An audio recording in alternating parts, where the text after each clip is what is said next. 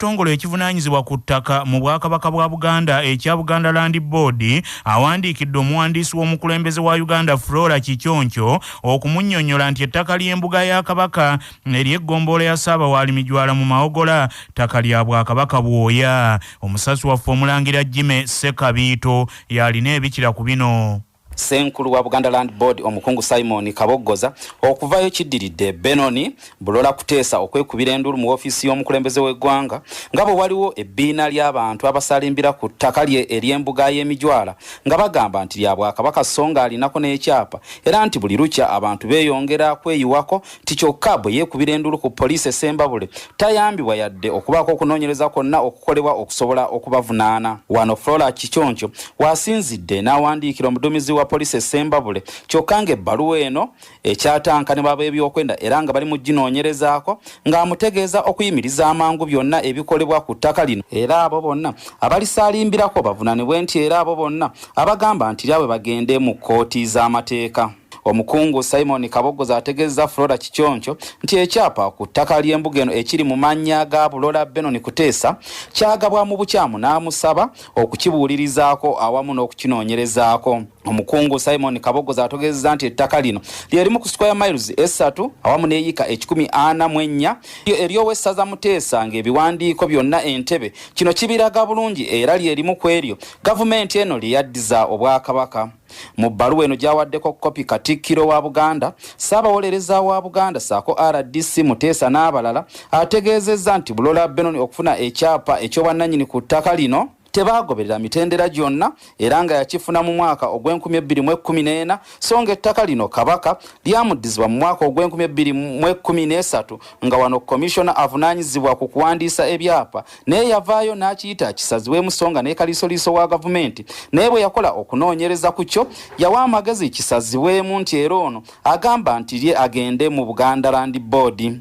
Omukungu Kaboggoza ategeezezza nti Bulola Benoni Kuteesa akyagenda mu maaso nga yeyambisa amaanyi okubeera ku ttaka lino n'asaba Kikyoncho okukola okunoonyereza ate awabule ne Benoni Bulola Kuteesa. Akakiiko akalafubanira obwenkanya aka Equal Opportunities Commission kakyasobeddwa ekyokukolera ebitongole bya gavumenti ebikyagaanya okukyusa mu nkola naddala bwe gutuuka ku kugabanya obwenkanya mu buweereza. Alipoota y'akakiiko kano ey'omwaka 2022 eraze nti ebitongole bya gavumenti 13 ku bitongole 146 ebirondoolwa byo bikyagaanidde ddala okutereera ekiyinza okubiviirako okulemwa okufuna ensimbi.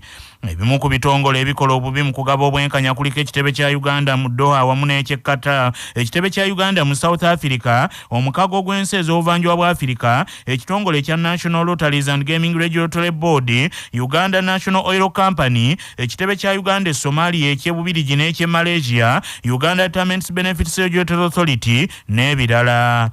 Ebitundu omukyasinze obusosoze mu buweereza eri abantu kuliko Buko Kweni Abimu Nekila. Omuwandiisi w'ekyama w'akakiiko akavunaanyizibwa ku bwenkanya Robert Semwogerere Mugalula ategeezezza nti ebimu ku bisinze okuviirako ebitundu ebirangiriddwa okukola obubi kwe kulemererwa okuwa ensaasaanya y'ensimbi eziweebwayo.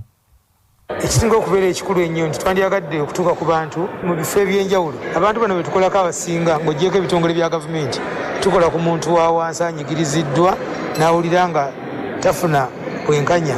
Omuntu oyo ali Buko, omuntu oyo ali Bundibujjo, omuntu oyo ali Kisolo, omuntu oyo ali Kalangala, omuntu oyo ali Karamoja region. Okutuuka e Kampala we tuli ku head office zaffe e Bugoloobi si wangu nnyo.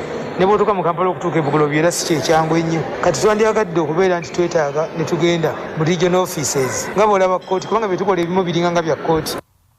Abatuuze ku byalo bibiri ekyebubwe ne Bugaaju mu gombola y'ekirumba mu disitulikiti ey'Ekyotera bavudde mu mbeera ne bagumba ku poliisi ekaliisizo nga baagala poliisi eyingire mu nsonga zaabwe. Omusasi waffe Sozi Sekimpirwazi yalina ebikirawo. Okusinziira ku muzeeyi Bendikito Lubega w'emyaka 82 n'akola ku byokwerinda mu kitundu ekyo Ndawula Mike bategeezezza nti ekisaawe ekyo ekikozesebwa ebyalo bibiri ab'Ebubwe ne Bugaaju byabaweebwa omugenzi Kabwebamba Ntoniyo Nsubuga Muti w'Emmamba mu mwaka gwa 1955 kyokka balabiddaawo ng'aliwo omugagga ategerekeseko erya Beni Kakeeto ng'ekisaawe kino yayise ate mu nkukutu n'akigula ng'era akiinako n'ekyapa. abatuuze banadde besaze akajegere basazeewo ebyalo byombi okugenda ku poliisi ekaliso ne bagumba nga baga nti baagala poliisi eyingire mu nsonga zaabwe n'okubatawuluzaako Kakeeto. Ekisaawe kyaffe akituddize twatekako akapande akalaga nti wali ayanikamu mmwanyi n'akajjako bakuteekamu wadde kirime kyonna ekisaawe ne kisigala kya bya mizannyo gyokka akapande Kakeeto yakanona n'akapande Kakeeto akolera mu leyi okole ekiddako besonyiwe ekisaawe kya akapande kaffe tukaagala nze kyamani erisitu omulukogo kizibira ddamulira ne Kakeeto bave ku kisaawe ky'abataka. Kakeeto Ben agambye okugula ekitundu kino bw'atuukiriddwa ategeezezza CBS nti ye tali ku nsonga za kisaawe tikyokka abavubuka bano baageze ayanise mmwanyize mu kisaawe kwe kugenda ne bazisambiramu omupiira ne bazoonoona nga zibalirwamu obukadde 2.5 era ng'agamba nti bano abawabidde ku poliisi basooke basasule ensimbi ezo era oluvannyuma balyoke boogere ku by'ekisaawe. Amyuka Ssaabalamuzi wa Uganda Richard Buteera asabye abalamuzi abakulu mu Bendobende erya Luweero bafubenga nnyo okulaba nga batuuka ku bifo ebirimu enkaayana z'ettaka nga tebannaba kuwuliriza na kuwansala misango egyekuusa ku by'ettaka. Mu alipoota eya buli mwaka ey'omwaka 2020 disitulikiti ey'e Luweero yalagibwa nti erimu emisango egy'okusaalimbira ku ttaka 124 nga gye gyawaabwa mu mwaka ogwo era ng'emisango gino gyekuusa nnyo ku by'ettaka ng'ate mu Uganda yonna Luweero ya 10 mu kuba n'emisango egy'obumenyi bw'amateeka nga kaakano emisango 193 egy'eby'ettaka egitannaba kuva mu kkooti ng'ate mikadde. Amyuka Ssaabalamuzi Richard Buteera bw'abadde ng'ayogerako ne bannamawulire Luweero agambye nti kyetaagisa nnyo abalamuzi okutuuka mu bifo ewali enkaayana z'ettaka. One of the things they must all do is visit the land itself, what we call locus in court, that the magistrates should endeavor to go and visit the land before they resolve the dispute.